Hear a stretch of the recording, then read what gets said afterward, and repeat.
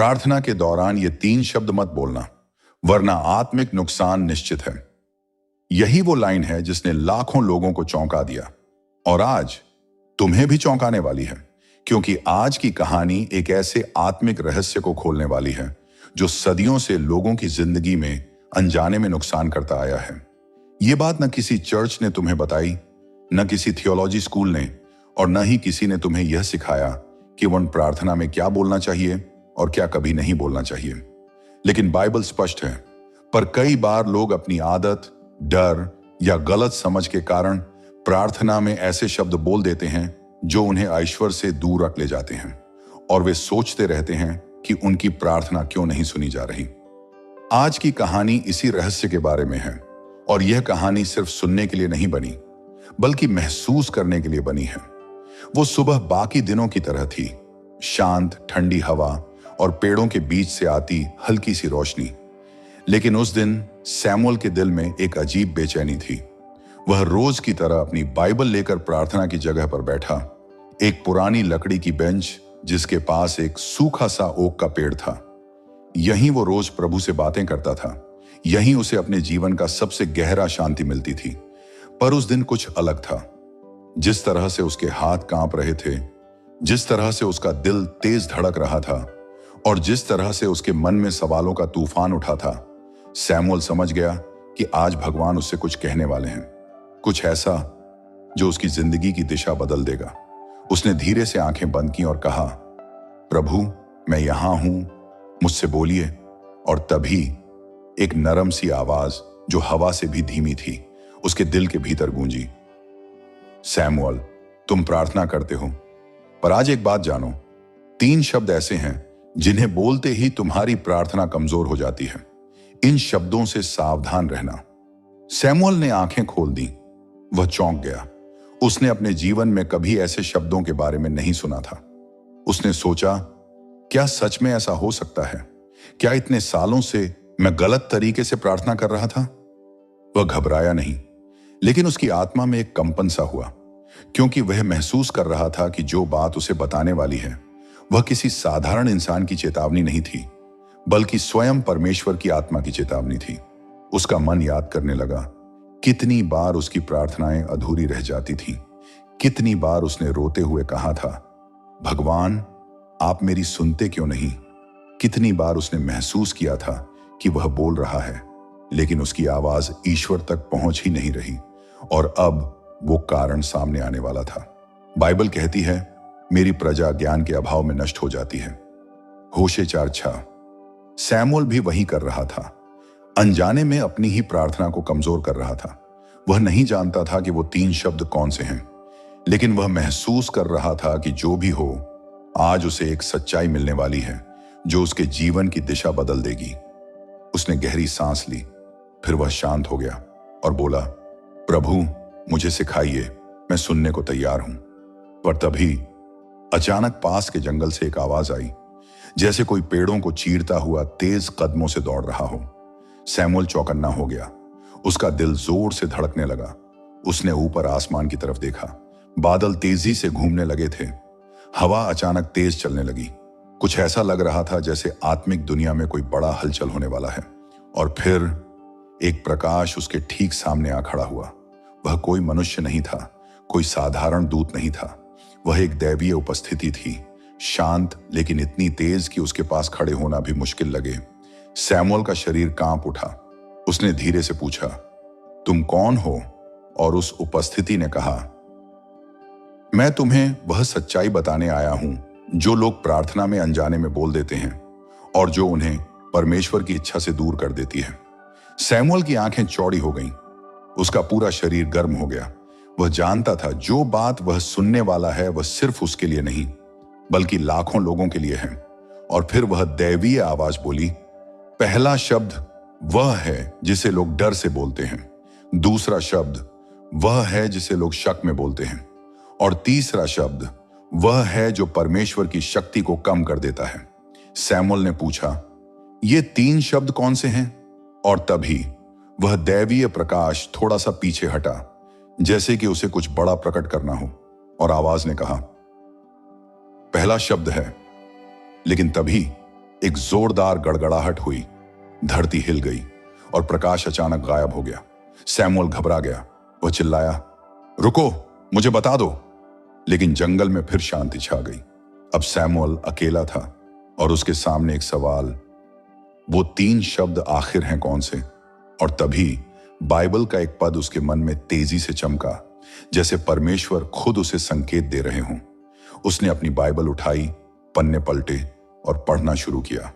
और धीरे धीरे वह समझने लगा कि प्रार्थना में कौन सी गलती किसे कितना बड़ा नुकसान पहुंचा सकती है। उसकी आध्यात्मिक यात्रा अभी बस शुरू हुई थी।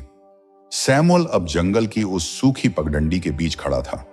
अभी कुछ पल पहले ही उसने एक दैवीय प्रकाश देखा था, जो उसे प्रार्थना के 3 खतरनाक शब्दों के बारे में बताने वाला था, लेकिन गड़गड़ाहट के साथ गायब हो गया। उसके हाथ कांप रहे थे। उसके मन में एक ही सवाल था, आखिर पहला शब्द कौन सा है? वह धीरे धीरे उस लकड़ी की बेंच पर बैठ गया जहां से उसकी यह यात्रा शुरू हुई थी। उसने अपनी बाइबल को सीने से लगाकर आंखें बंद कर लीं। हवा ठंडी थी, लेकिन उसका दिल आग की तरह धधक रहा था। और तभी उसी शांत वातावरण में उसके मन में बाइबल का एक पद बिजली की तरह चमका, जो विश्वास करता है उसे सब कुछ संभव है। मरकुस 9:23 शब्द विश्वास उसके हृदय में जोर से गूंजा। इसने उसे सोचने पर मजबूर कर दिया, क्योंकि जब विश्वास ही आधार है तो वह शब्द कौन सा होगा जो विश्वास को तोड़ देता है? सैमुअल ने धीरे से कहा, प्रभु, क्या मैं समझ रहा हूं? और जैसे ही उन शब्दों ने उसकी जुबान छोड़ी, एक हल्की पर गहरी आवाज आई, हां, तुम सही दिशा में हो। सैमुअल ने इधर उधर देखा। कोई नहीं था, लेकिन उसकी आत्मा जानती थी यह आवाज मनुष्य की नहीं थी। और फिर उसी आवाज ने कहा, पहला शब्द है अगर। सैमुअल का दिल रुक सा गया। उसने दोहराया, अगर? आवाज ने कहा, हां, अगर। यह छोटा सा शब्द सबसे बड़ा नुकसान करता है। सैमुअल चुप हो गया, क्योंकि उसे याद आने लगा कितनी बार उसने प्रार्थना में कहा था, प्रभु, अगर आपकी इच्छा हो तो। अगर आप सुन रहे हैं, अगर आप चाहें, आवाज ने कहा। सैमुअल, जब तुम अगर कहते हो तो तुम विश्वास कम कर देते हो। तुम स्वीकार कर लेते हो कि शायद प्रभु नहीं करेंगे, शायद वे नहीं सुनेंगे, शायद वे मदद नहीं करेंगे। पर बाइबल तुम्हें अगर नहीं सिखाती। फिर आवाज जैसे और स्पष्ट हो गई। यीशु ने कभी नहीं कहा, अगर तुम विश्वास कर सको। उन्होंने कहा, अगर तू विश्वास कर सके तो सब कुछ संभव है। इस अगर का अर्थ तुम्हारे शक से नहीं, तुम्हारे विश्वास से है। सैमुअल की आंखें नम हो गईं। उसने अपने बारे में सोचना शुरू किया। कितनी रातें उसने अगर बोलकर बिताई थीं। कितनी एक बार उसने अपनी ही प्रार्थना को अस्थिर किया था।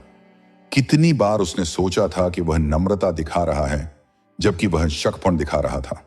आवाज ने कहा, बाइबल में यीशु ने कभी किसी से यह नहीं कहा, अगर तुम चाहो तो मैं चंगा कर दूं। उन्होंने हमेशा कहा, तेरा विश्वास तुझे चंगा करे। विश्वास में अगर नहीं होता। सैमुअल रोते हुए बोला, प्रभु, मैंने तो हमेशा सोचा था कि अगर आपकी इच्छा हो तो कहना सही है। आवाज ने उत्तर दिया, हां, यह कहना सही है, पर तब जब तुम उलझन में हो, जब तुम्हें पता नहीं कि क्या मांगना है। पर साधारण जीवन में जहां बाइबल स्पष्ट है, वहां अगर कहना तुम्हारी प्रार्थना को आधी कर देता है।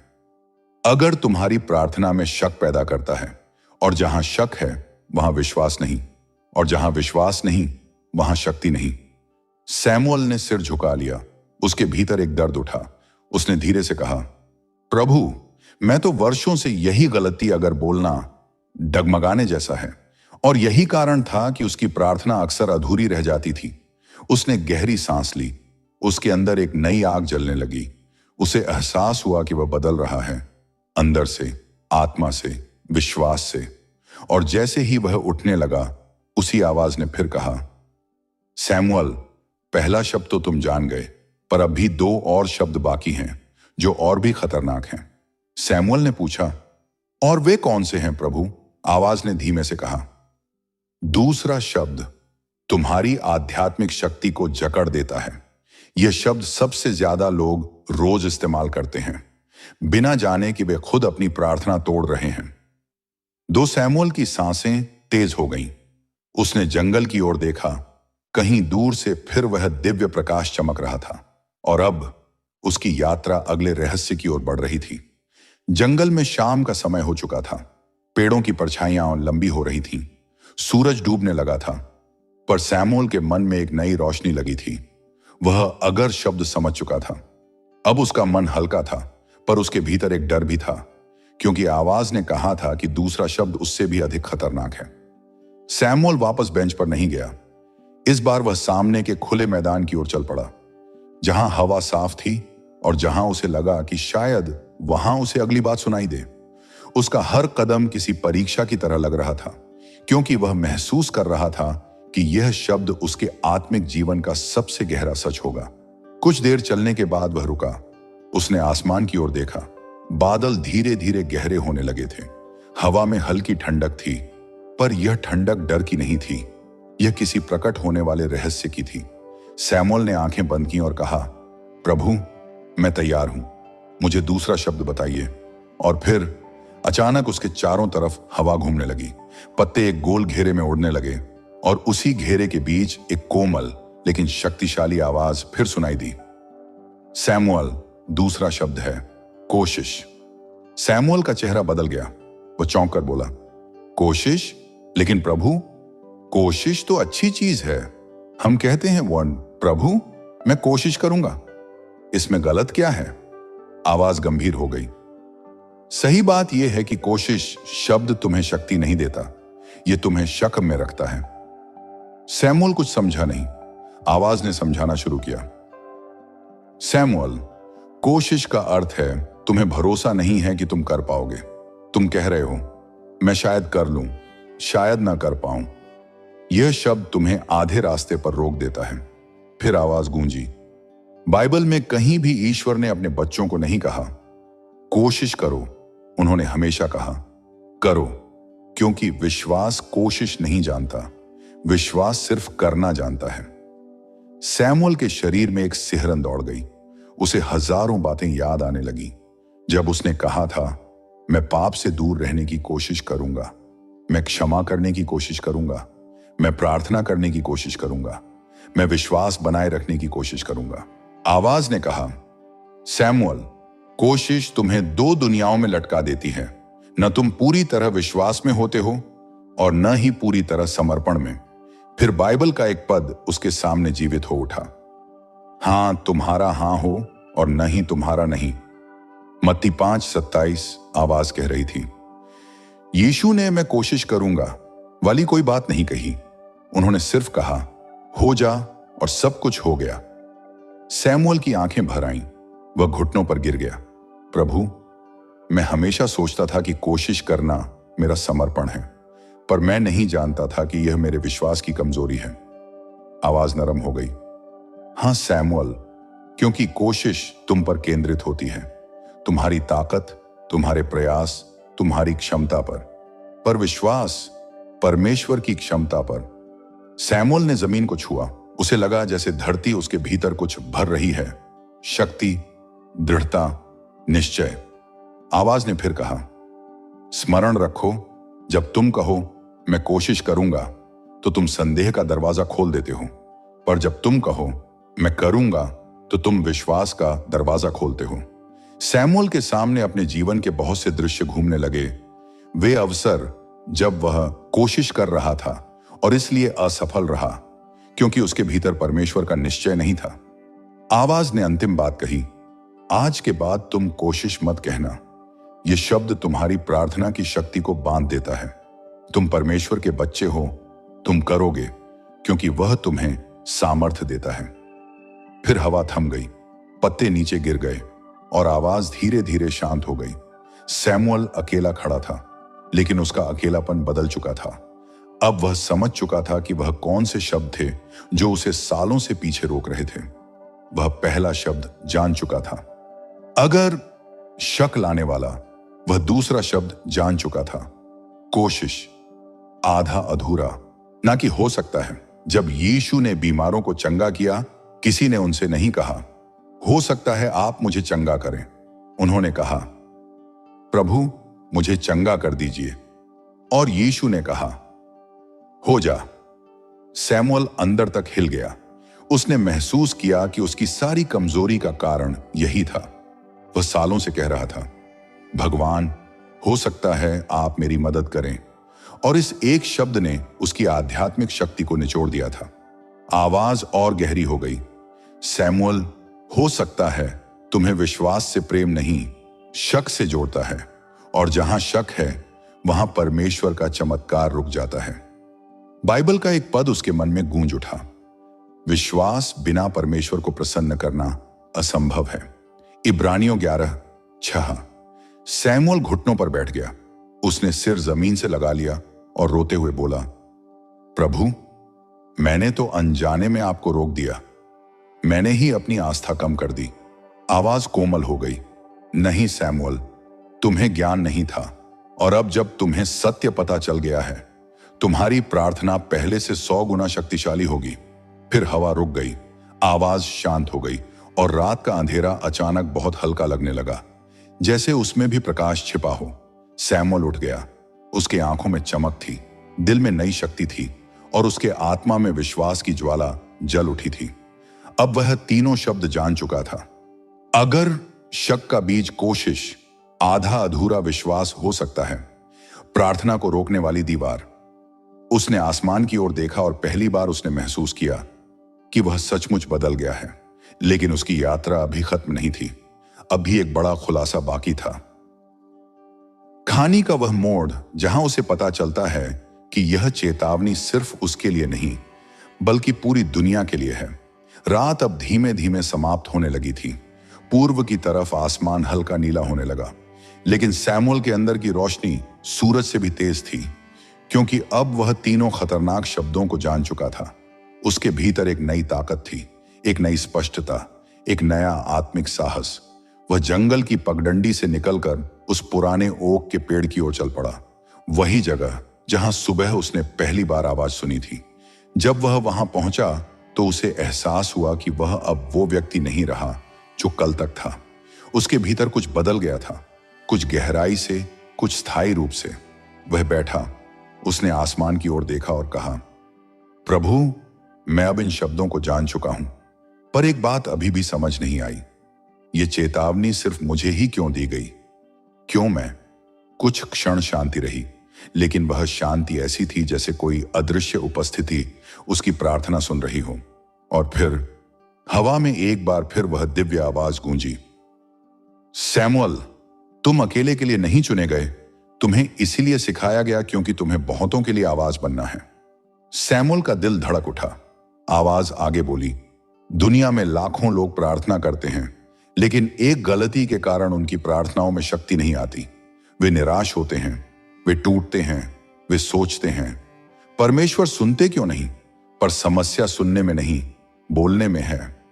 सैमुअल स्तब्ध रह गया। उसकी आंखों के सामने जैसे एक दृश्य उभर आया। लाखों लोग घुटनों पर झुके हुए, रोते हुए, प्रार्थना करते हुए, पर उनके शब्द उन्हें बांध रहे थे। आवाज ने कहा, सैमुअल, आज से तुम्हारा जीवन बदलने वाला है। तुम्हें इन तीनों शब्दों का संदेश पूरी दुनिया तक पहुंचाना है। सैमुअल ने कांपते हुए पूछा, लेकिन प्रभु, मैं कैसे? मैं कौन हूं?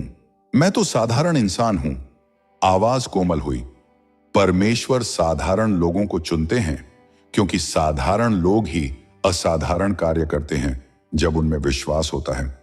सैमुअल की आंखें भर आईं। वह बोला, प्रभु, क्या आप मुझसे यह काम करवाना चाहते हैं? आवाज ने प्रेम से उत्तर